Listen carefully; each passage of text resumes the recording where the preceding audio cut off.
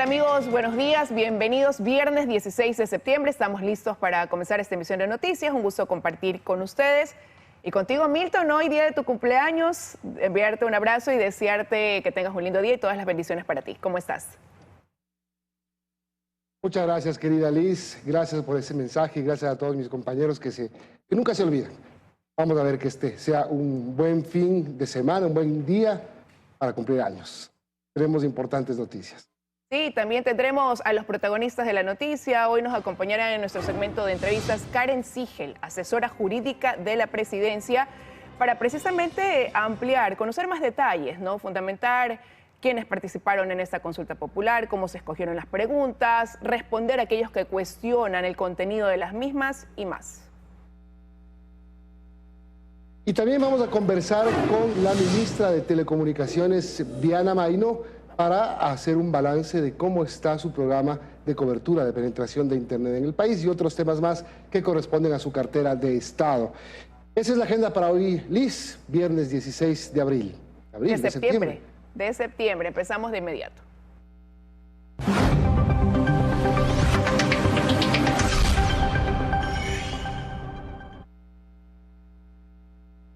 Y este es un tema que ha causado estupor y conmoción en el país y que exige respuestas inmediatas. 5 días, ayer fueron 4, hoy son 5 días ya, de la desaparición de la abogada María Belén Bernal, que ingresó el domingo a la Escuela Superior de Policía en Puzuquí, en el norte de Quito, y nunca se registró su salida. Ingresó a ver a su esposo, un teniente de policía en servicio activo.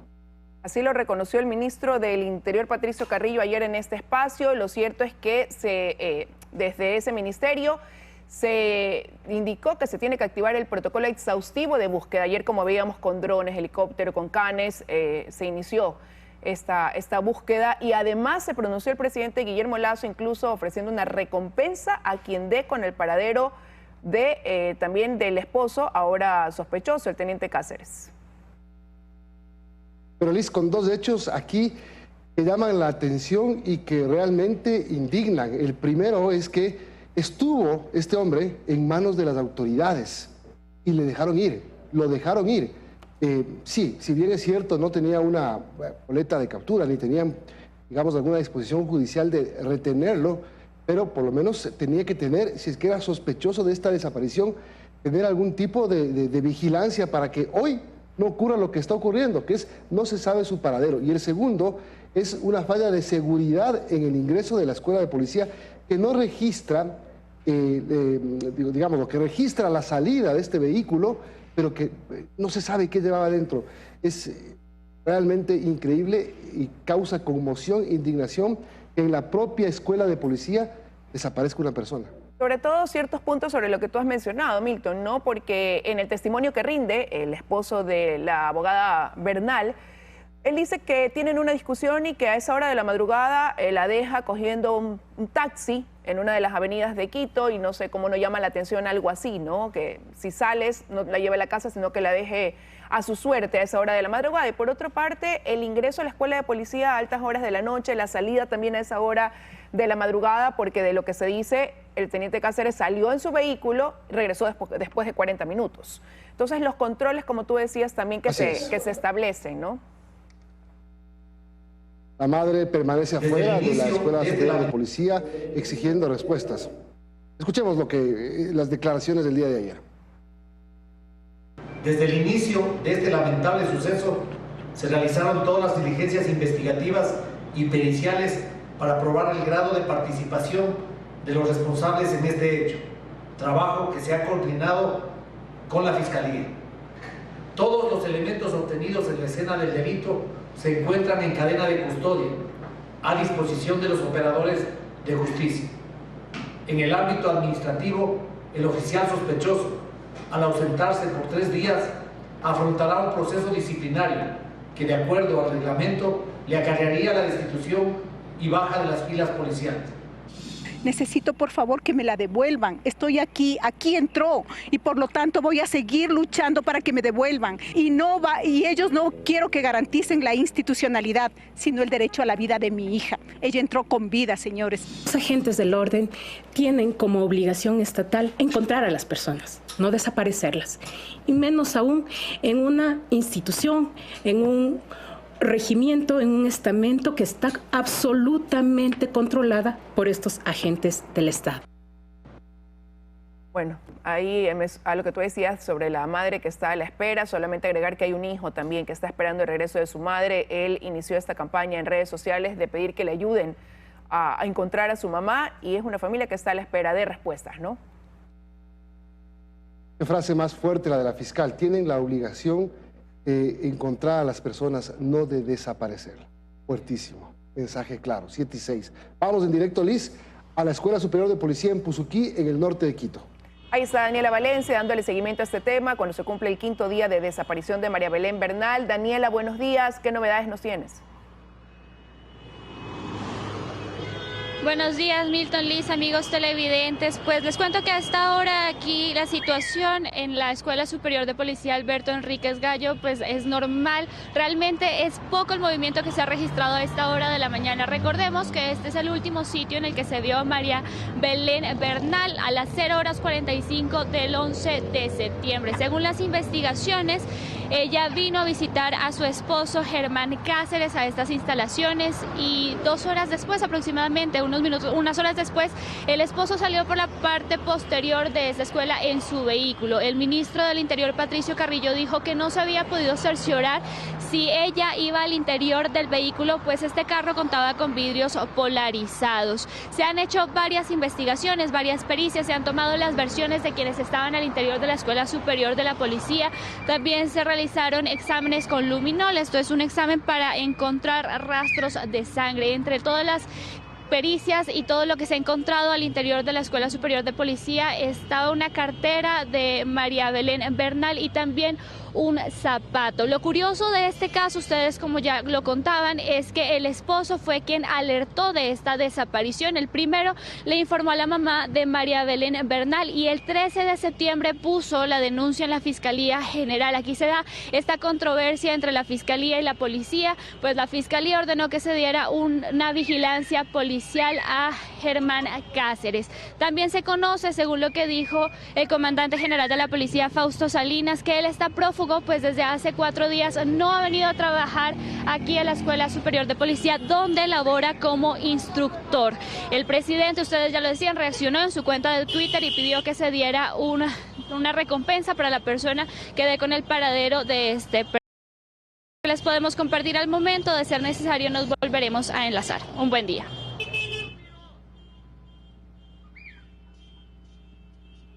Gracias, Dani. Vamos ahora con Gracias, otros Dani, temas. por la información desde la Escuela de Policía. Vamos. Sí, vamos ahora con otros temas.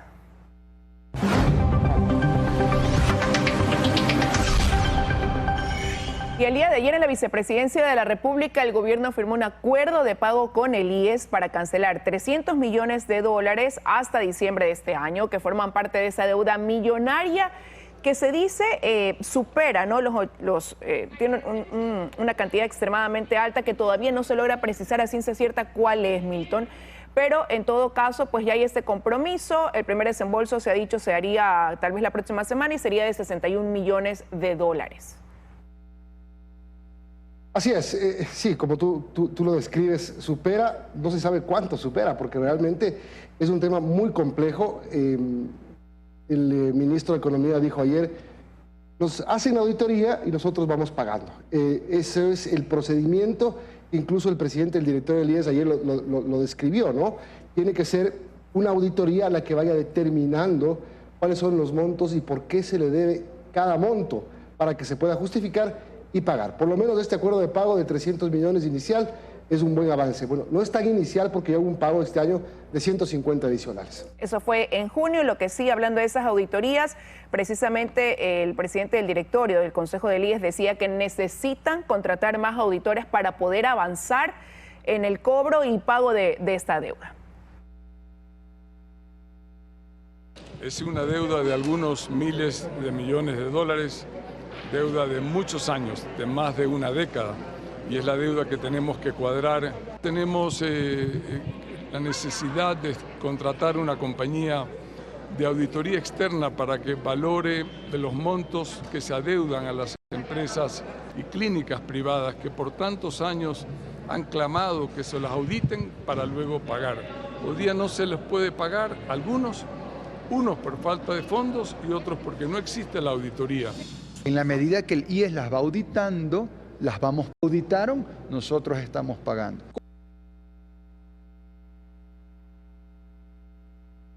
Sin duda es una deuda histórica que pone en riesgo a la seguridad social.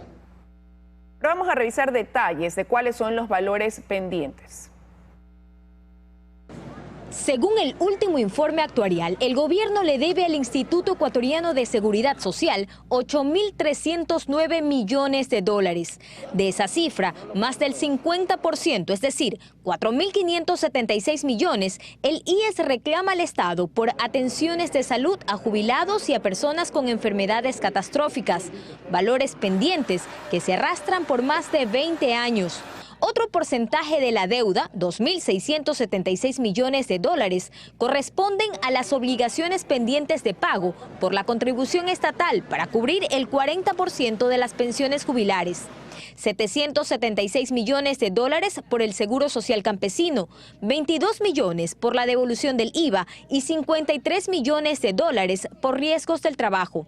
Según los más recientes informes de la institución, hay 3 momentos que complicaron la liquidez.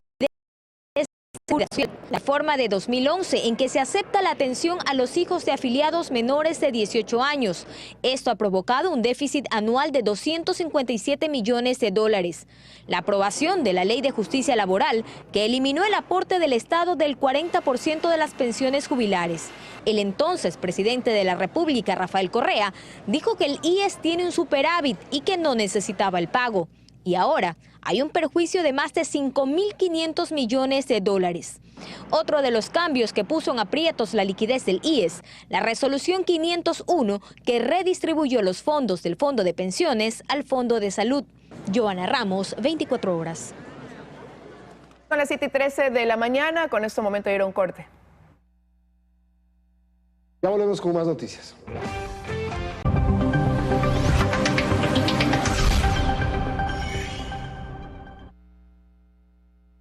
7:19. ¿Ahí me escucha bien, Liz? Sí, vamos con lo que sigue.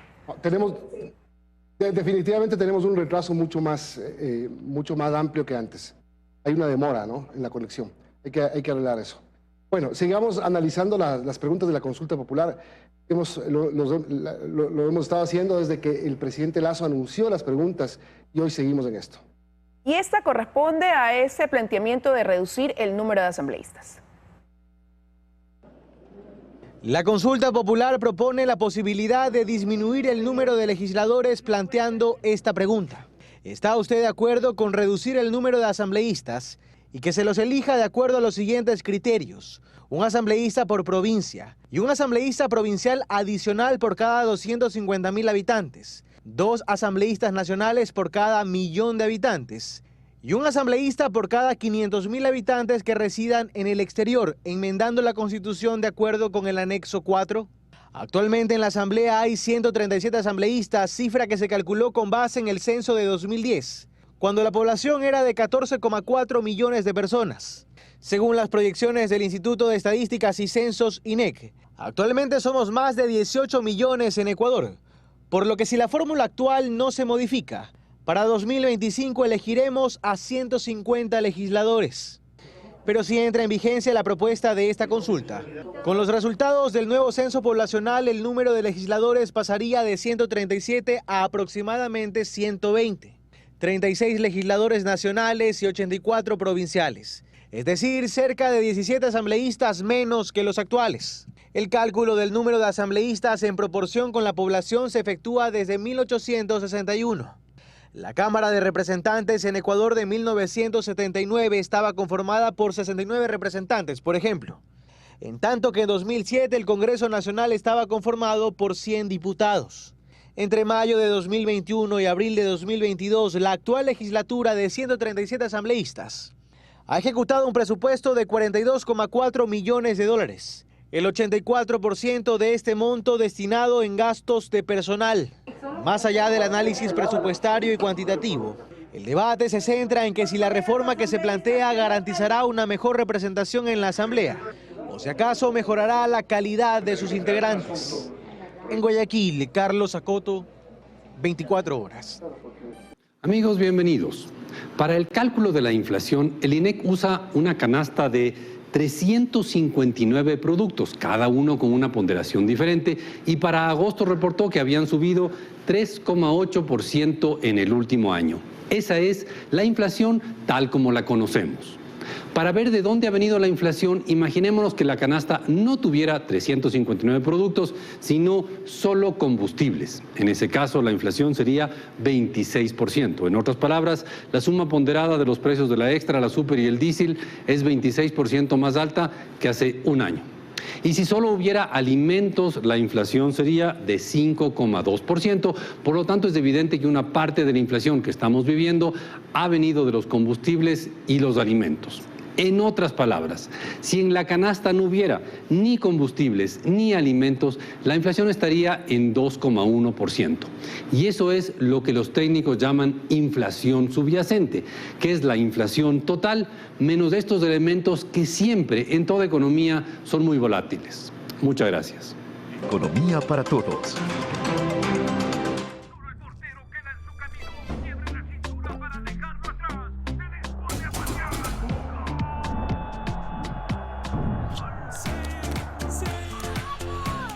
Celebra cada ahorro como un gol. Incremente el saldo de tus ahorros en Banco Pichincha y participe en sorteos mensuales de camionetas Toyota Hilux, duplicaciones de saldo y televisores Samsung. También puedes ganar hasta $1 millón. Entérate cómo en tu app Banca Móvil o en pichincha.com. Aplican términos y condiciones. Banco Pichincha, en confianza.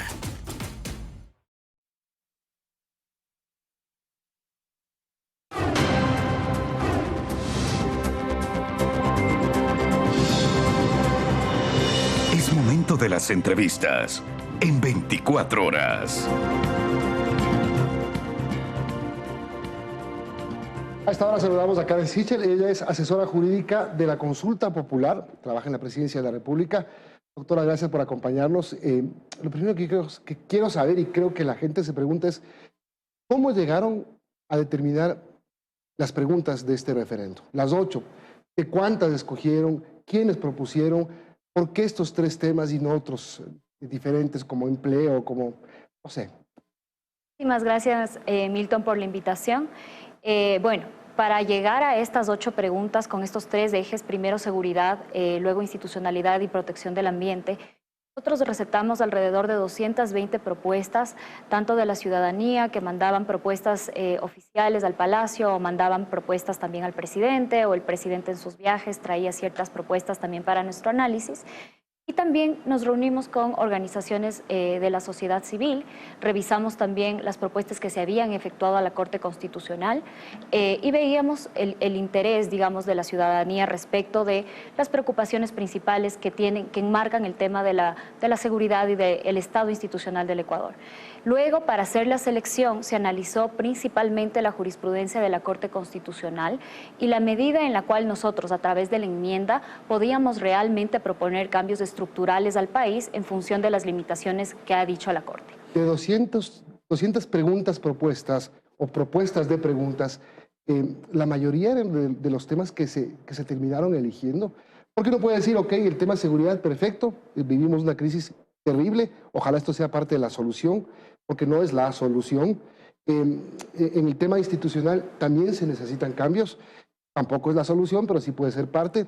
Pero en el tema medioambiental, que puede ser importante, puede interpretar como era necesario. ¿Cómo llegaron a esto? Ya. Por ejemplo, usted mencionaba hace un momento el tema laboral o el tema económico, que fue gran parte de la preocupación y se receptaron propuestas en este sentido. Pero el tema es que en este momento nosotros solamente podemos proponer, en esta primera fase, en el control previo que hace la Corte, solamente podemos proponer cambios a la Constitución, o sea, referendo. Entonces, todas las propuestas que tenían que ver con el tema económico, con el tema laboral, generalmente se efectúan a través de temas legales, ¿no? De propuestas o reformas a la ley. Es por eso que, incluso el ministro lo ha mencionado, es probable que en el segundo momento, cuando la Corte nos dé su dictamen de procedimiento, el Ejecutivo, a través del decreto de Ejecutivo de convocatoria a referéndum, incluya en este documento temas laborales o temas de economía o de producción. El tema del medio ambiente fue una de las grandes preocupaciones, particularmente de los jóvenes que proponían propuestas para cuidar el medio ambiente. Y lo que nosotros identificamos es que son extremadamente necesarios, porque si bien nuestra Constitución es bastante garantista respecto de los derechos, no prevé mecanismos institucionales, estructurales, de sistemas o subsistemas que realmente permitan garantizar estos derechos. Entonces, lo que ha hecho la enmienda es realmente prever o incentivos o sistemas para garantizar los derechos que ya estaban previstos. Doctora, buenos días. Usted ha dicho que para elaborar estas preguntas se analizó la jurisprudencia de la Corte Constitucional, los 60 pronunciamientos que tuvieron, pero hoy hay voces que cuestionan precisamente el que están insistiendo en esos temas que ya la Corte se pronunció y claro, no se dio paso ni a través de una reforma ni a través de una asamblea constituyente. ¿Qué les hace pensar que a través de la enmienda, que es una modificación quizás más leve, sí va a tener esta vez una respuesta a favor de lo que está planteando el gobierno? Buenos días, Liz. Muchas gracias por su pregunta. Yo creo que es importante que la ciudadanía conozca realmente las preguntas y conozca también la jurisprudencia de la Corte Constitucional. Por ejemplo, en el tema de la reducción de asambleístas, es un tema que la Corte lo ha dicho no una vez, sino varias veces, que cabe vía enmienda constitucional. Respecto al tema de participación ciudadana, del Consejo de Participación Ciudadana, también la Corte ha sido reiterativa que el traspaso es vía enmienda. Nosotros entendemos que existen ciertas preguntas que podrían poner bajo a la Corte, podrían poner bajo análisis. Sin embargo, nosotros hemos efectuado toda la fundamentación en un escrito de aproximadamente 470 páginas con evidencia para demostrarle a la Corte Constitucional que las propuestas pasan por su filtro, son necesarias, son proporcionales y son idóneas. Entonces consideramos que con toda esta evidencia nueva, la Corte va a poder realmente determinar que esto es una enmienda constitucional. Ahora, claro, pero por ejemplo, en la pregunta en la que plantean la extradición de personas que estén vinculadas con el delito de narcotráfico, crimen organizado, trata de personas o tráfico de armas, en ese sentido hay quienes consideran que lo que va a pasar o lo que se está planteando implica una regresión o restricción de derechos, pese al sustento que ustedes tienen por el momento que atraviesa el país. Y eso de ahí incluso el pronunciamiento de la Corte Constitucional y de organismos internacionales, por ejemplo. Muchas gracias, Liz. La Corte no tiene una sentencia en donde haya analizado que la extradición es enmienda o reforma constitucional. No existe. Es la primera vez que la Corte Constitucional va a analizar si es que la extradición procede vía enmienda. Entonces, en función de eso, lo que nosotros hemos hecho es analizar las sentencias previas en temas similares. Y lo que la Corte ha dicho es que no procede vía enmienda cuando se está restringiendo derechos y garantías. Y la Corte ha dicho, hay restricción de derechos y garantías cuando existe una limitación injustificada de un derecho. Por eso nos corresponde a nosotros demostrarle a la Corte que la limitación es justificada. Y por eso lo que nosotros hemos hecho es decir, los ecuatorianos tienen derecho a ser juzgados y que se les respete sus derechos y garantías. Es cierto. Y por lo tanto, el proceso, y nosotros hemos previsto dos limitaciones importantes a la extradición. Se van a respetar derechos y garantías. No se va a permitir la persecución por raza o por opiniones políticas. No se va a deslegitimar la institución de extradición en derecho internacional. Se va a permitir que se respeten el trato digno de las personas. Con esas limitaciones que nosotros hemos dado y con toda la demás fundamentación que le traemos a la Corte, demostrándole que el crimen organizado transnacional es un problema no solo en Ecuador, sino particularmente en nuestra región, consideramos que la Corte determinará que es una medida idónea, necesaria y proporcional para combatir el crimen organizado y que los ecuatorianos podrán ser juzgados con sus garantías, pero no solamente en el Ecuador, sino donde sus crímenes también surtan efectos. Además, entonces, ¿ustedes piensan que esta pregunta respeta los derechos humanos, no va en contra y creen que es una enmienda constitucional, por lo cuanto la ven viable, por eso la presentaron? Pero existe también, doctora, la posibilidad de que la Corte las declare inconstitucionales. ¿Tienen repuesto de las dos primeras preguntas? Yo creo por decirlo que... así, de una manera Llana. Sí, claro, lo entiendo. Yo creo que es normal, en un Estado de Derecho, lo anormal sería que la Corte Constitucional no tenga ningún reparo. De hecho, la Corte debe hacer su trabajo y evaluar el contenido de los derechos y llamar a un debate, realmente un debate público sobre un tema constitucional es muy importante en el país. Si es que la Corte llega a determinar que en efecto hay una vulneración de derechos y garantías, nosotros estamos a la par trabajando propuestas, como decía, en temas laborales, también podrían entrar, o inclusive, si es que la Corte dice no va bien enmienda, quizás nuestra pregunta sino otra, también no se ha descartado la posibilidad de que el presidente presente vía reforma parcial otras propuestas más profundas a la Constitución. Que tendría que ir a la Asamblea Nacional. Así es. Es decir, si es que la Corte, en el supuesto no consentido para el gobierno, elimina las dos primeras preguntas, ustedes las podrían cambiar por otras que no tengan que ver con el tema seguridad, y ese tema seguridad iría a Asamblea Nacional. Que no necesariamente tengan que ver con el tema seguridad, pero principalmente que no vayan a enmendar la Constitución. Con eso, esa realmente es el límite que tenemos. Podrían ser seguridad, podrían ser temas laborales. Estamos escuchando a la ciudadanía, receptando sus propuestas para ver cuáles podrían ser las preguntas que vayan también incluidas para la votación del 5 de febrero. Doctora, y ahí quizás, ahora que habla del tema de la Asamblea, para muchos resulta una sorpresa el hecho, por ejemplo, de que se quieran reformar, cambiar estas atribuciones del Consejo de Participación Ciudadana, devolviéndosela a la Asamblea, cuando esa Asamblea actualmente es un foco de oposición y donde entre ellos se cuestionan si es que las bancadas se mueven a favor o no, más bien de sus intereses. Sí, bueno, yo creo que las enmiendas en materia institucional tienen que verse como una sola realmente, no se pueden tomar de forma aislada, porque el hilo conductor detrás de la elaboración de estas enmiendas ha sido precisamente pensando en fortalecer el Estado de Derecho. Entonces usted tiene tres enmiendas importantes que involucran a la Asamblea Nacional. La primera, que es la reducción del número de asambleístas, que más que reducir el número de asambleístas, permite la proporcionalidad y la calidad del órgano legislativo. La segunda, que tiene que ver con los movimientos políticos, que es una enmienda sumamente necesaria para mejorar la calidad de nuestro sistema electoral. Y finalmente la tercera, que es la que usted acaba de mencionar, que tiene que ver con el Consejo de Participación Ciudadana, que precisamente se lleva a la Asamblea Nacional porque al final de cuentas nosotros vivimos en un Estado democrático y quien designe autoridades tiene que ser un organismo elegido a través de votación popular. Y es por eso que se le ha entregado a la Asamblea Nacional esta facultad, no sin ningún límite, con varios límites, intervienen varias autoridades, es un sistema desconcentrado que busca garantizar que nunca más en el país vuelva a una persona a tener control sobre todas las autoridades de control. Ahora, pero reducir el número de asambleístas, ahora que usted lo menciona, ¿mejora realmente la calidad del legislativo, como usted lo dice, cuando no es que se varía quizás algún tipo de requerimiento o exigencia en el perfil de quién va a ocupar un curul en la asamblea? Tan solo se disminuye así el número de representantes y quizás se busca algo más equitativo y proporcional, sí.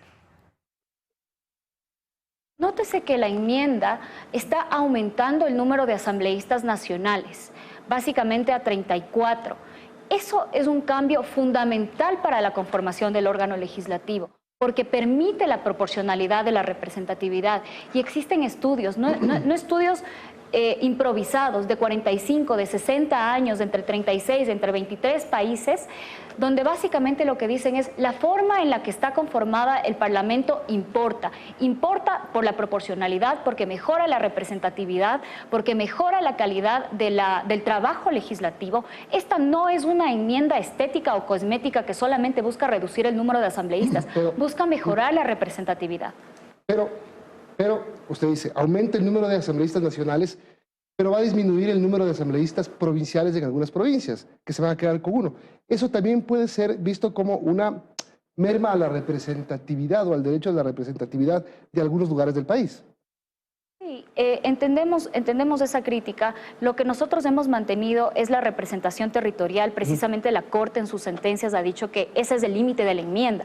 Nosotros no podíamos irnos y meternos a la representación territorial de las provincias y de hecho tampoco considerábamos que era lo pertinente. Entonces, si bien se reducen de 2 a 1, todas las provincias guardan su representación territorial y si es que hay provincias que buscan llegar al Parlamento con más asambleístas, siempre pueden proponer asambleístas nacionales fortaleciendo la unidad nacional y el liderazgo nacional. Ok, en el tema del Consejo de Participación Ciudadana, doctora, se puede, en la pregunta política, se puede decir, Ustedes no quieren a la Asamblea, me refiero al gobierno, no quieren a la Asamblea. Quieren reducir la Asamblea, pero le quieren entregar la capacidad de designar autoridades.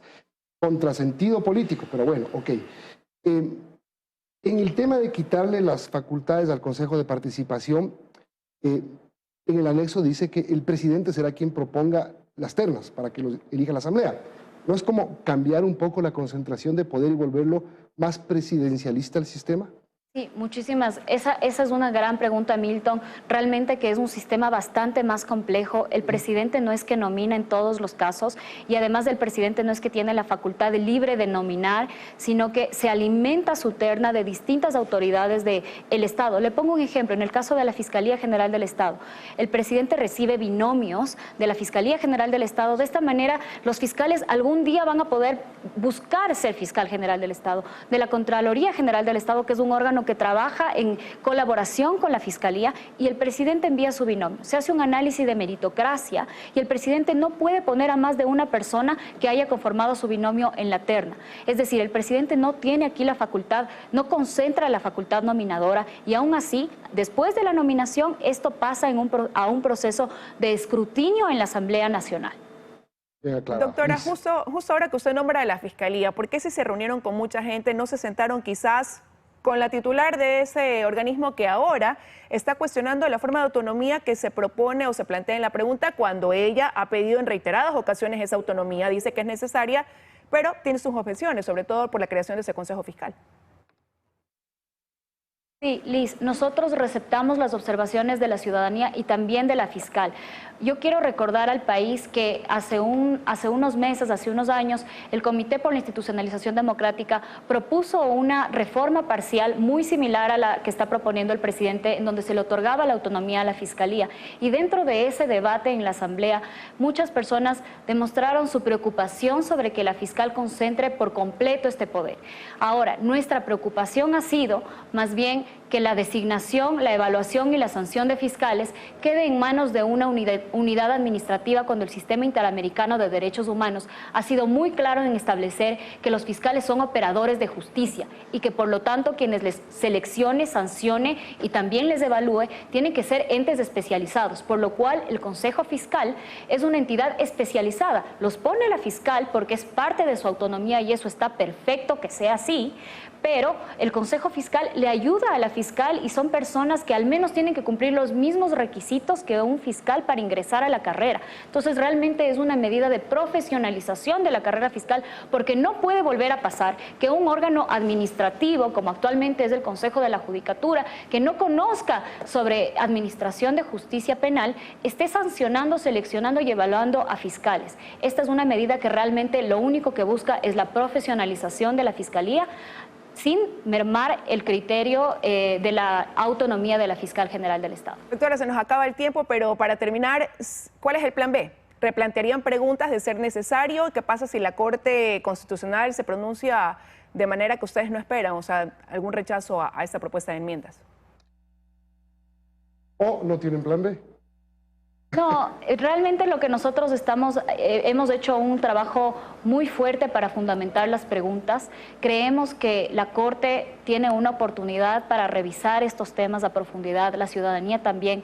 En el caso de que la Corte niegue algunas de las preguntas, como he mencionado, es probable que el presidente, en vez de enmendar la Constitución, proponga propuestas para reformar la ley o de plebiscito, para alivianar otros temas y que también tendrán que pasar por el control de la Corte, pero esta vez un control automático, formal, sobre los considerandos, las preguntas y los anexos, y ya no tanto respecto de la vía como ocurre con las enmiendas constitucionales. Lo sabremos más o menos en 2 semanas, ¿no? Creemos que más bien a 20 de octubre, para este primer control la Corte no tiene un plazo. No tiene un plazo. ¿Cuándo esperan ustedes que la Corte responda? Aproximadamente esperamos que un 20 de octubre, pero realmente depende de la Corte. A ver si alcanzan a las elecciones de febrero también. Así es. Gracias, doctora. Gracias a ustedes. Vamos a la pausa. Regresamos enseguida con la ministra de Telecomunicaciones.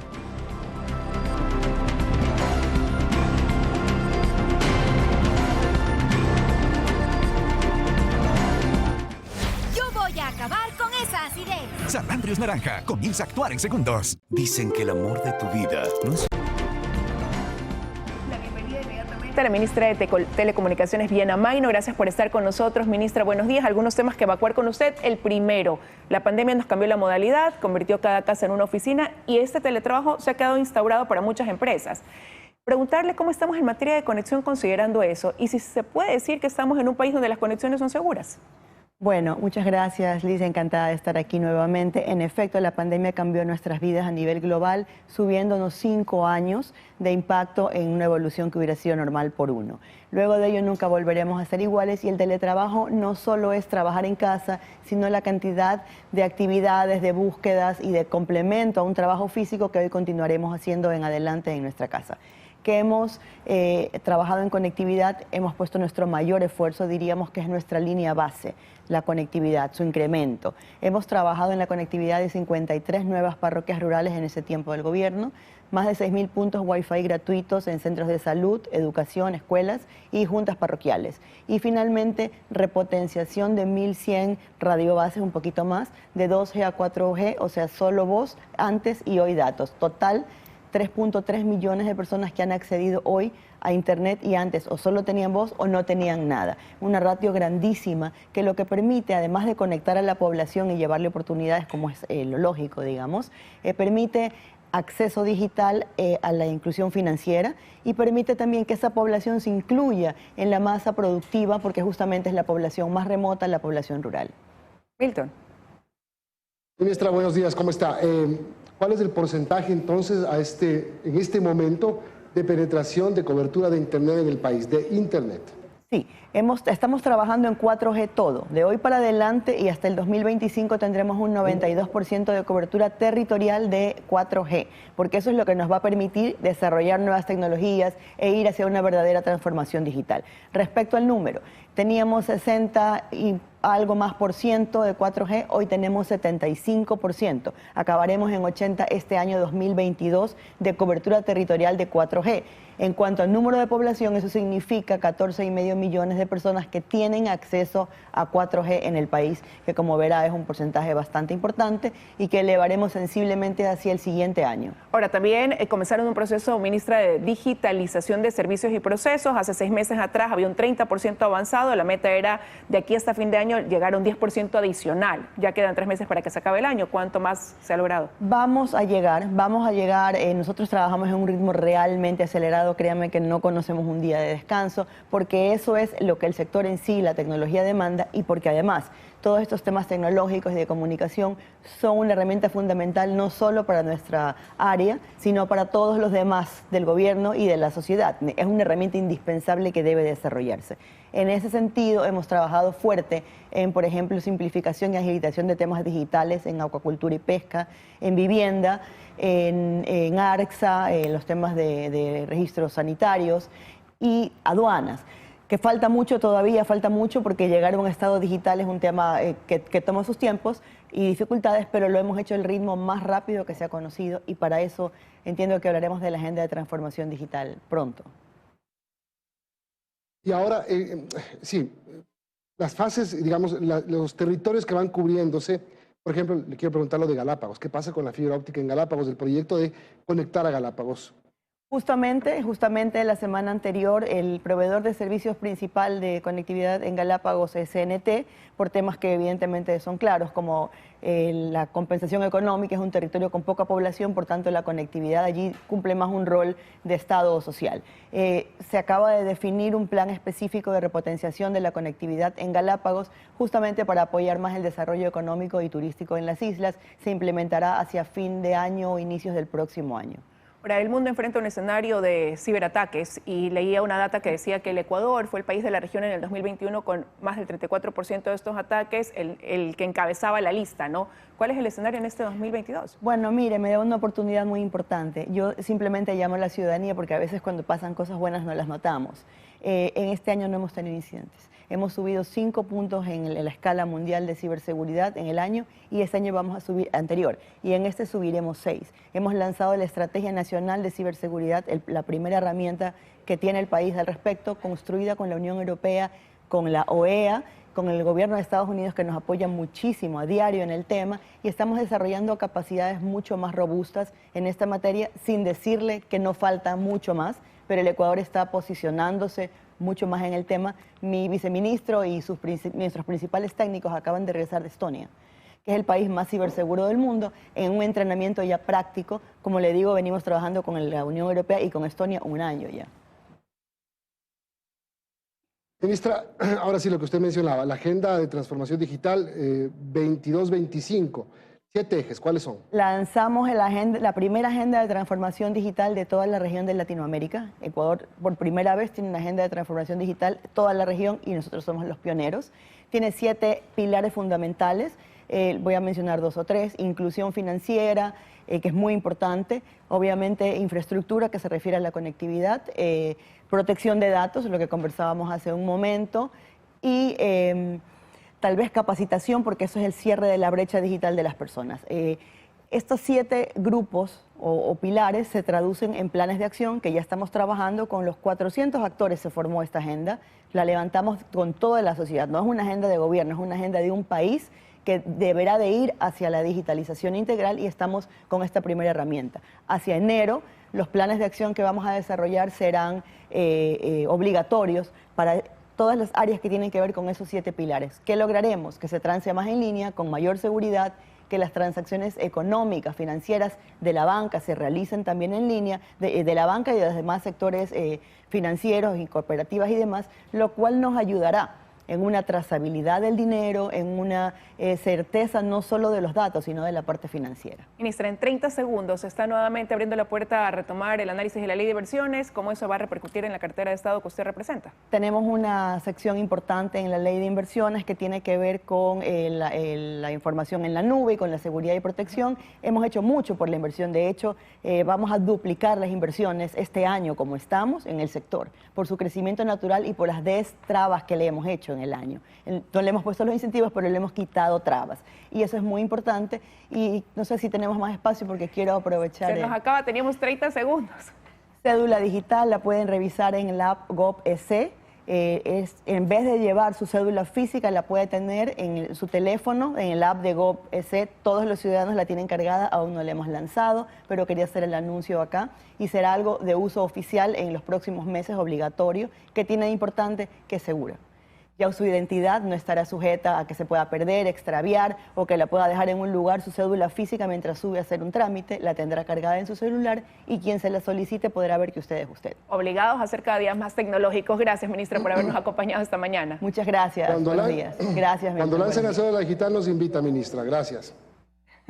Con eso de aquí ya estamos despidiendo esta emisión. Ya vienen las noticias de la comunidad.